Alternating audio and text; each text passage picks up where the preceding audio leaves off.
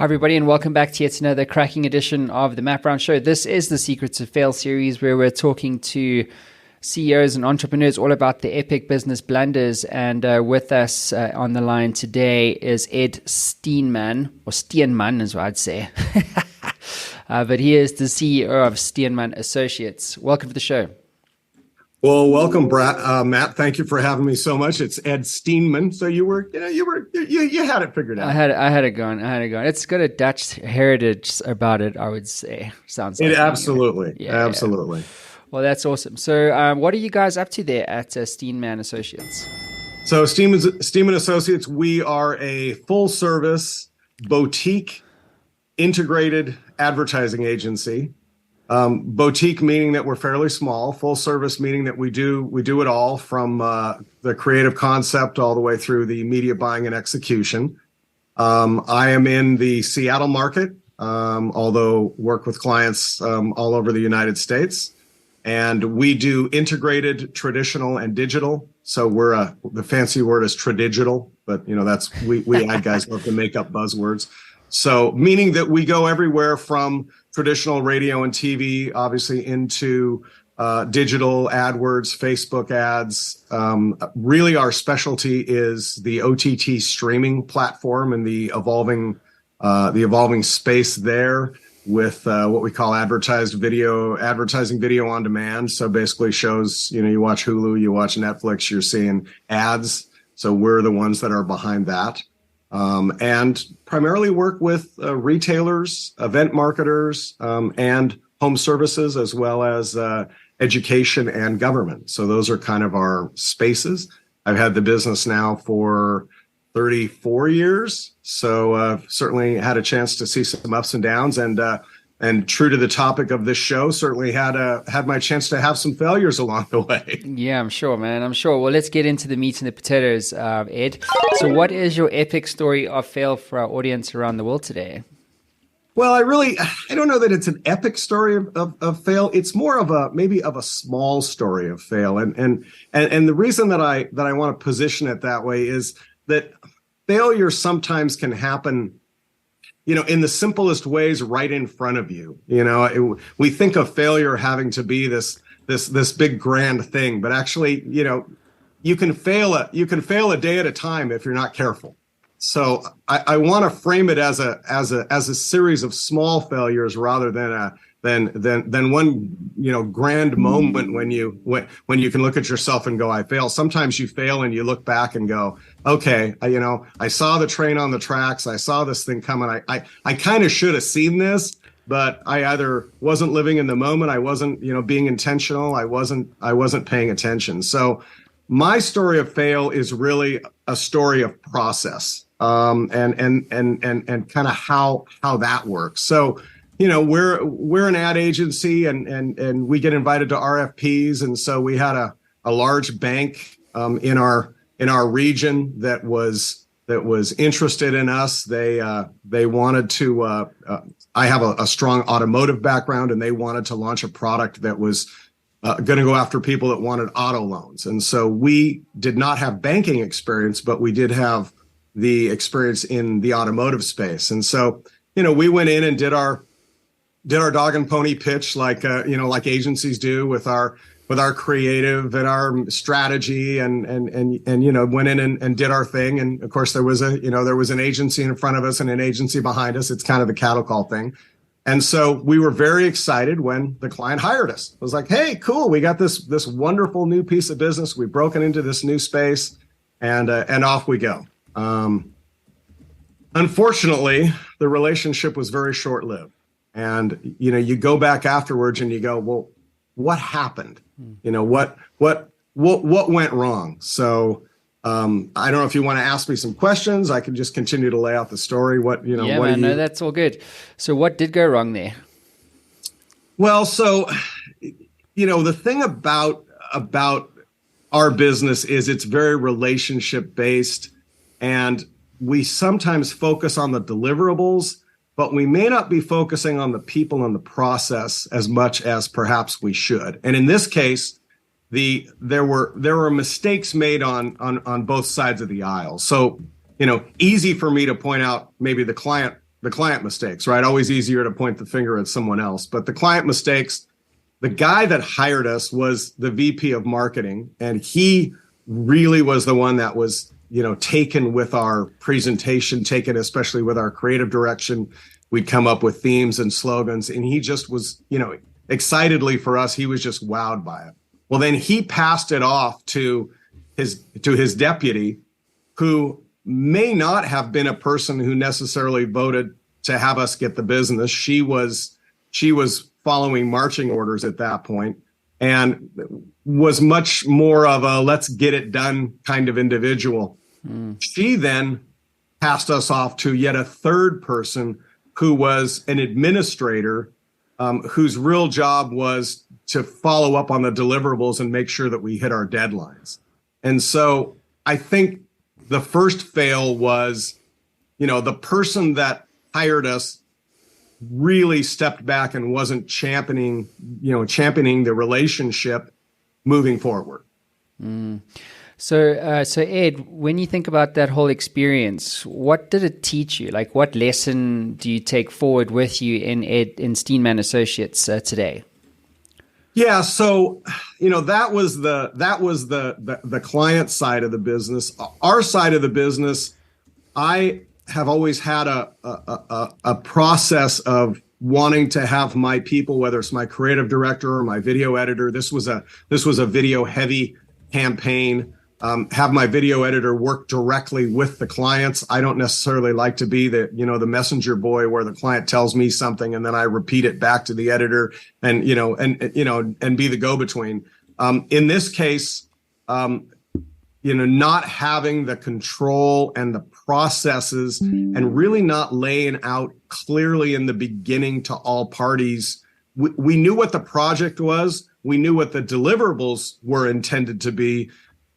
We had a general sense of a calendar or the steps that needed to occur, but we really hadn't taken the time to understand the client's process and how they wanted to have the various projects and pieces not only implemented, but the communication that went with that. And so not taking the time to understand the culture that we were working in, so often we as business people want to say, well, here's my widget. Here's how you buy it. Here's how you order it. Here's what you do. And you have to have buy-in from the customer, if you're going to go that route. Otherwise, you've got to take the time to really, we were blind to the understanding of what the customer needed in addition to the actual deliverables that they were purchasing from us.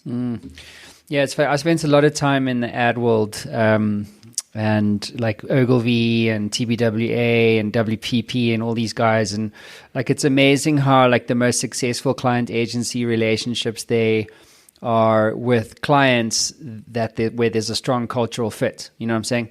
So yeah. Where, and that's because otherwise they become unprofitable client, there's so much like lost margin in a client agency relationship, especially one at scale. If that culture's not right, it's actually just not a client you should have. Yeah.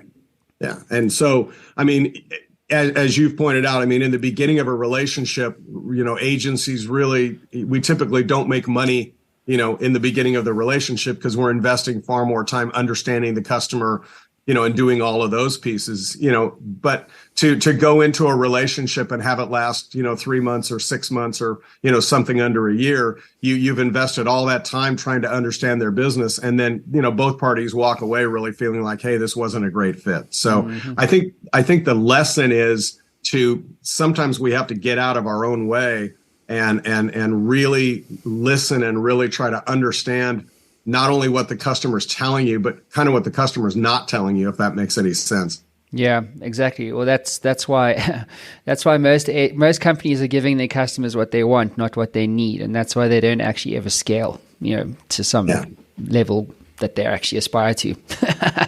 That's a good point. It is, right? And so, Ed, if you could get into the Matt Brown Show time machine and kind of go back in time and do things differently, what would you do differently and why? That's a great question. If I had to go back into a time machine and do things differently and why, I think that I would have been in this particular situation. I think that I would have been spent a lot more time with face-to-face meetings with this particular customer, really and forcing them to slow down and really understand the communication process that needed to occur. They needed a certain amount of time to turn around approvals. We had set, we were trying to put ads in it was the Super Bowl, or, we had some big media event. So, we had a fixed timeline that we couldn't vary from. And so, when you have those kinds of things, it becomes very challenging. So I think a lot more communication up front. I think the other thing is really the buy-in from their people, going back to the guy that first hired us and said, it's really important that you stay involved in this project. If you're the one that champions and believes in us, and you're the one that's going to help shepherd this thing through the organization, that, if you lose your champion, I think we should have stood a little firmer on getting passed from one person to another. And I suppose hindsight's always a perfect science. So, Ed, when you think about the importance of, failing or failure in business success, what's your advice to other CEOs or entrepreneurs out there about, that role of failure to become a better business or a successful business at the end of the day? Well, I think that I'm really famous at laying awake at 4 a.m. when I lose a client or when something doesn't go right. I think that, I'm pretty famous at waking up, and I think that I share, they say that entrepreneurs sleep like babies. We wake up every 3 hours crying, right? I mean, it's kind of that mode. So, anyone who's an entrepreneur will lie awake at 4 a.m. I think giving yourself grace and understanding that not everything is going to go the way you want it to go. You're only in control of, you're your little leaf floating down the river. You can control kind of where you're going, but you can't control it. There are a lot of things beyond your control. So number one, be kind to yourself. We all are our own worst enemies. So be kind to yourself. And then I think really being present, trying to be present in all conversations with customers, not necessarily, thinking about the next thing you're going to say, but really listening and connecting to customers to really try to hear not only what they're telling you, but maybe what they're not telling you. And Ed, when you think about books, tools, and resources that you've consumed or that you would recommend, what books, tools, or resources do you recommend to other CEOs to use on their journey?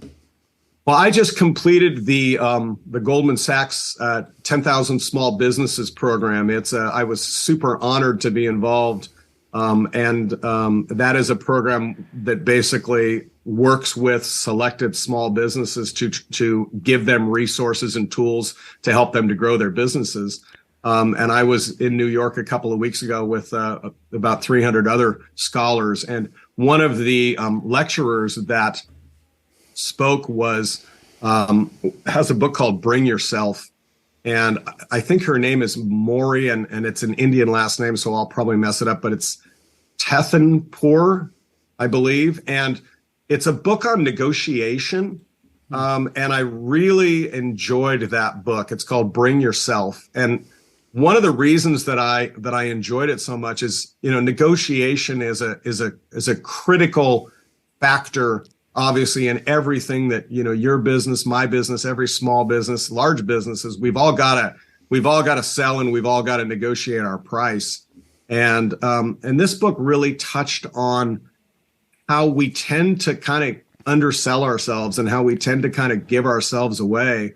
And we tend to negotiate against ourselves oftentimes. So it's a book I just finished reading a couple of days ago, and I think it's an unusual recommendation in that it's not kind of your classic business book, but I think it's well worth a read.